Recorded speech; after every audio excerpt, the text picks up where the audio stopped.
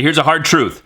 There are lots of people out there creating print-on-demand brands or businesses, and the truth is most of them suck. What's going on? My name is Dave. I'm an artist and designer, and I am building a print-on-demand merch business from scratch, and I'm showing the whole thing to everybody here on YouTube. And today what we're going to talk about is design, my own struggles, and maybe some of yours. Just a quick recap, I've already created a niche for myself. I know what products I want to run. I've already created a name or found a name that I want to use.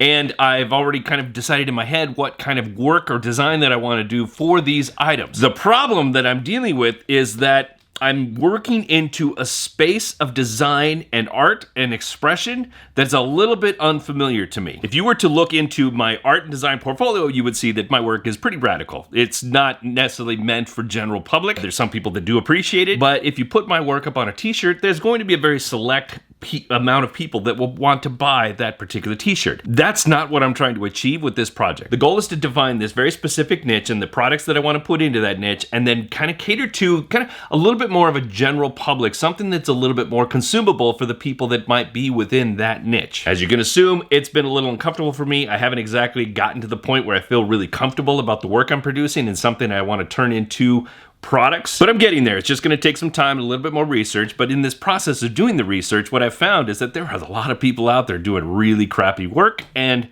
I just don't understand how these things sell. What is it about them that makes people want to buy from them? What I honestly believe is that there is a select few people out there who are doing this work, and they're either doing one of two things. They're either copying from each other, they're all producing a similar type of product, a similar type of website, and not really deviating too far from that because they just automatically assume, well, if this person over here is doing okay, then if I do the same thing, then maybe I'll be okay too. The problem is they don't really have data on the person that's doing the other thing. They just think they're doing well because they happen to be found in different blog posts or whatnot. The other thing I think is a possibility is that there are some people out there that are producing many different sites for many different niches. They all look the same. They all kind of feel the same, and the products that they're producing are all similar. They're just trying to mass produce different products for different niches to kind of capitalize on everything. Maybe it's a process that works for them. Maybe they are making big money. I don't know. I do recognize that as somebody who appreciates quality design work, it's not great. I'm not going to disparage anybody directly, but if you've been in this game for a little bit, you might know some of these sites that I'm thinking about. Now, the obvious caveat here is that we can do exactly what these other shops are doing, except we can elevate our work, make it even better. And there are 4 aspects that we should be considering when we're working on these designs so that we have the opportunity to usurp the power from these people because we want all the business, right? Am I right? Let's go! Come on! The first thing that we can do to improve our merch design is to understand the story behind what we're making, or the creative thread that goes between everything that we've produced. One of my most favorite streetwear brands out there is the Hundreds, and the thing that ties them together is their community. Not only do they design products that they know that their people are going to be interested in because they have worked with these people directly, they talk to them on a regular basis, they literally have folks come into their shop and say, hey, I dig this, I don't dig this, I like this, I don't like that. When they have their graphics, it's usually a lot of times it's stuff that has some sort of relationship to their personal brand. They also do things that have very cultural references, like this one over here, which it relates to LA and the Dodgers, just things that make sense for their particular community, and also focusing on current design trends. They also do collaborations with other companies, like this one here, the Hundreds by Perez Brothers, UCLA, Steven Vanasco. Some of these that I'm not familiar with myself, but if you dig into this, you can understand that this is lowrider culture, and so there's definitely street culture, lowrider culture. There's a crossover here. There's something to be said about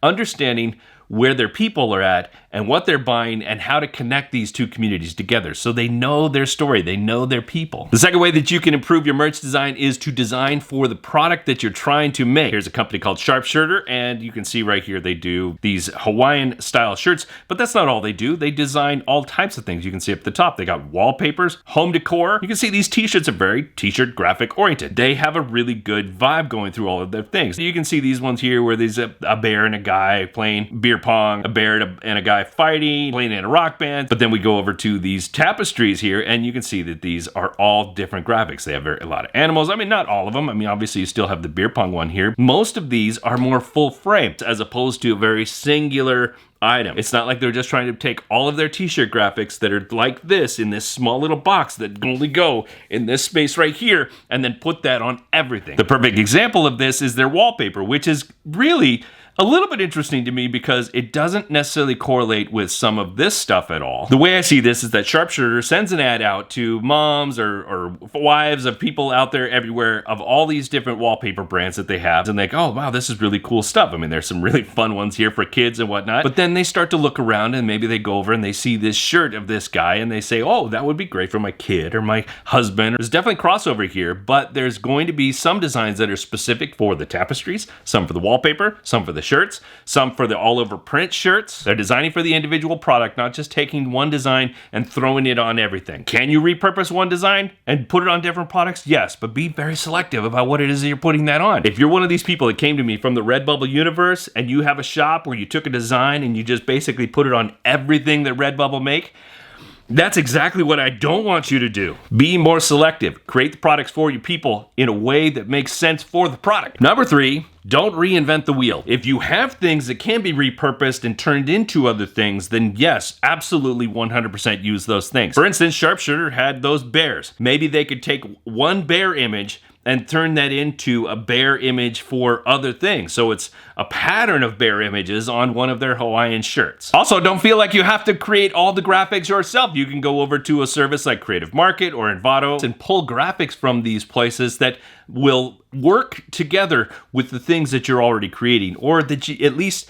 enhance what it is you're creating to make them better, to take them a step above what everybody else is doing. Let's just see over here in Envato Elements, which is the service that I use. Let's go bear graphics. Some of these are goofy and some of these are radical and some of these are childish and in a good way and some of these are childish in a bad way. More storybook and maybe something that's a little bit more aggressive. Not saying you have to do bears, but you could do different things. Let's try abstract nature. So they have these abstract graphics. This is just one in particular, but maybe this becomes a baseline for some of the products you make. And within this, there are numerous different shapes, and they might just be an inspiration for you to create new things for yourself, or you just take whatever is here and kind of place it, change the colors, change the shape, grab some fonts here because they have a ton of fonts over here. No sense trying to do all the work yourself. I mean, we're trying to make this as streamlined as we possibly can. We don't want to make more work, we want to make more money. And so the less time we spend on designing stuff from scratch, the more likely we're going to have time to, swim in a pile of money like Scrooge McDuck. Number 4, and this one's important, simple is better. If you go to Etsy, which I don't necessarily recommend you do this because Etsy can kind of trash sometimes, but if you go to Etsy and look up who are the best sellers on Etsy when it comes to merchandise brands, you will see that what a lot of people on Etsy are selling a lot of are the simplest designs. If we go back to those graphics that we saw in Envato Elements, the reason this particular set is popular is because it's simple. Again, the reason that my work like this doesn't do so well on shirts and stuff like that is it's just too nuts. People don't want to buy a shirt that looks like that. By the way, it's not just shirts. It could be blankets, could be towels, could be pillows, could be whatever it is, whatever product it is you're making. The more simple that you can make it, the better. We also understand the story that we're trying to create. We also understand that how we're designing for the products that we want to make, and that we just don't want to reinvent the wheel and we're using elements that we already have available to us. We're going to be able to make the best products we possibly can. I'm going to have to take some time to figure out what it is that I want to do with all this stuff, and I'm going to actually go through here in Envato Elements and kind of search through some of the things. Maybe I can find something in here that sparks, an idea from me, and that will end up being some of the thing, into the thing that I'm going to be making next. And you're going to see that work very soon, but in the meantime, I'm going to go play beer pong with a bear. Thanks very much, guys. If you appreciate this video, go down and hit the like button, leave a comment if you enjoyed it, or if you have some questions about it, do that too, okay? I've been Dave. You've been awesome. I'll see you next time.